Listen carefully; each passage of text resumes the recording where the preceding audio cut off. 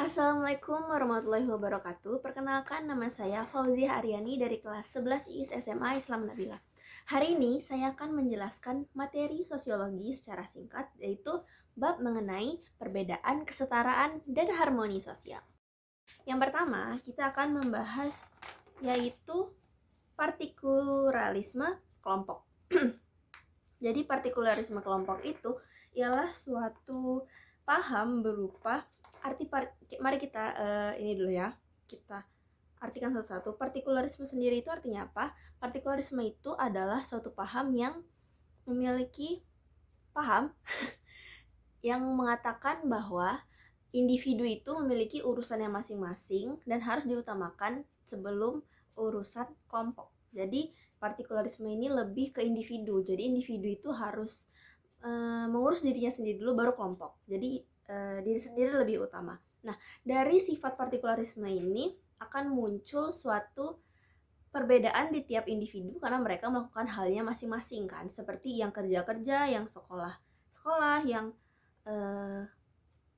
mungkin jadi ibu rumah tangga dan lain-lain, kan banyak tuh urusannya masing-masing. Nah, dari perbedaan ini akan muncul berbagai macam keragaman pastinya, karena perbedaan kan. Nah, keragaman ini pasti suatu saat harus berinteraksi. Nah, interaksi dari keragaman ini membentuk suatu struktur sosial. Struktur sosial ini adalah pola-pola hubungan antar keragaman di suatu kehidupan sosial. Nah, dari struktur sosial ini akan ada penggolongan sosial yang terjadi karena perbedaan tadi. Nah, penggolongan di struktur sosial ini dibagi menjadi dua, yaitu stratifikasi sosial dan yang kedua itu diferensiasi sosial. Nah, diferensiasi sosial itu apa? Diferensiasi sosial adalah suatu pengelompokan sosial berdasarkan atau secara horizontal yang dikelompokkan melalui ras, agama, suku, jenis kelamin, dan lain-lain. Jadi ini yang dikelompokkannya sesuatu yang dianggap tidak bertahta atau tidak berpangkat. Lalu yang kedua ada stratifikasi sosial. Ini adalah pengelompokan sosial berdasarkan pangkat. Berbeda dengan diferensiasi sosial tadi ya, berbalik.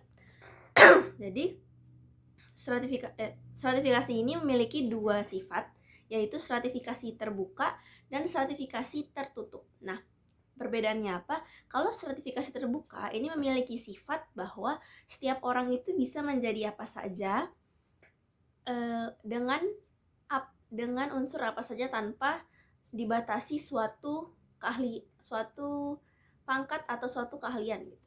Nah, sementara kalau sertifikasi tertutup ini meyakini bahwa orang harus memiliki sesuatu dulu untuk menjadi sesuatu.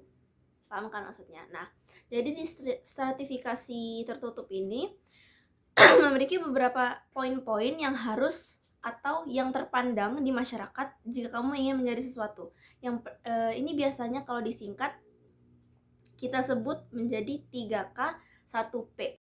Nah, apa saja itu? Yang pertama adalah kekayaan, kehormatan, lalu keturunan, yang terakhir yang P-nya adalah pendidikan. Nah, jadi di sini hal-hal ini yang tadi 4 itu disebut itu yang mempengaruhi apa yang kamu lakukan atau bagaimana kamu dipandang di masyarakat melalui paham dari stratifikasi sosial ini. Oke.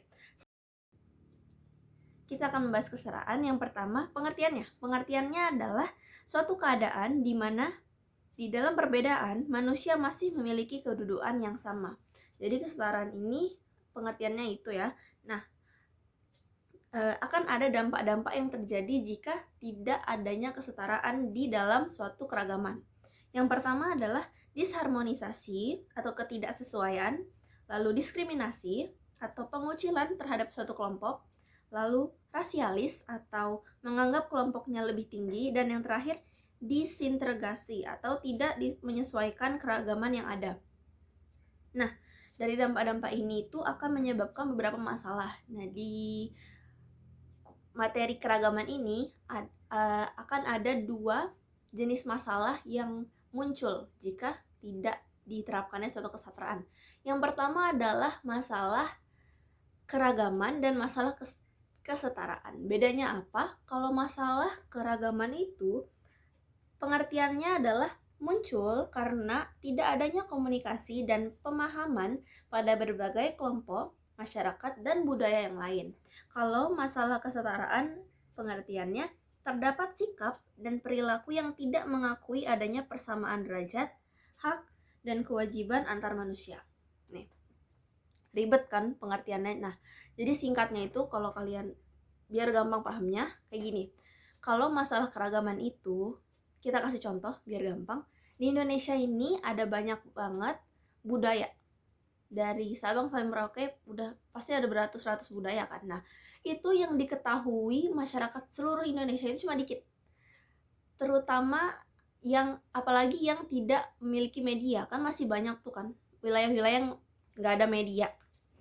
Medianya minim gitu. Nah, pasti di wilayah-wilayah itu budayanya itu kurang dilirik atau kurang diekspos karena dia tidak terpandang. Ini adalah salah satu contoh masalah keragaman, di mana suatu keragaman itu ada tapi tidak diketahui. Nah, itu adalah masalah keragaman. Kalau masalah kesetaraan itu seperti yang tadi bilang adalah sikap dan perilaku yang tidak mengakui adanya suatu keragaman. Jadi keragamannya itu ada tapi tidak diakui sama orang. Biasanya ini tuh menimbulkan masalahnya seringnya diskriminasi karena suatu kelompok menganggap dirinya itu lebih baik, jadi merendahkan kelompok lain. Terjadilah masalah kesetaraan yang tidak menormalisasi suatu perbedaan.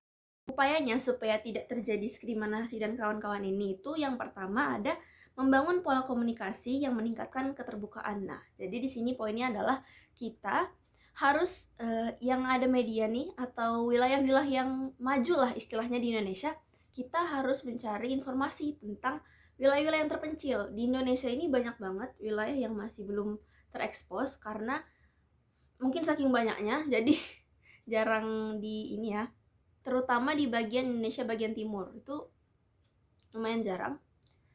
Nah, di poin ini kita harus lebih mencari informasi agar setidaknya keberadaan mereka itu diterima atau diketahui orang umum atau bahkan di luar negeri. Nah, poin kedua, menghapus diskriminasi dengan menegakkan HAM. Ini menurut saya setuju banget. Kenapa? Karena harmonisasi itu didasari atau berawal dengan menghormati hak-hak manusia di setiap belahan dunia, atau singkatnya menghormati setiap hak manusia lah. Lanjut ke poin ketiga, itu ada menerapkan hukum dengan baik. Ini menurut saya tuh nyambung ke poin sebelumnya, yaitu tentang HAM. Di sini hukum itu sangat berpengaruh, terutama di Indonesia. Ada cekcok sedikit hukum langsung penjara. Jadi menurut saya hukum yang baik dan hukum yang teratur itu sangat mempengaruhi harmonisasi dan kesetaraan di suatu negara. Yang terakhir ada mengimplementasikan peraturan anti diskriminasi. Nyambung lagi nih sama yang tadi di atas tentang hukum dan HAM. Berarti di sini patokannya adalah pemerintah harus pintar-pintar dan sebaik mungkin membuat peraturan anti diskriminasi agar tidak ada ketidakadilan di suatu hukum atau suatu negara. Baiklah, sekian penjelasan singkat saya mengenai materi perbedaan dan keharmonisasian sosial ini. Semoga bermanfaat. Kurangnya dimohon maaf karena saya juga masih belajar. Terima kasih waktunya. Wassalamualaikum warahmatullahi wabarakatuh.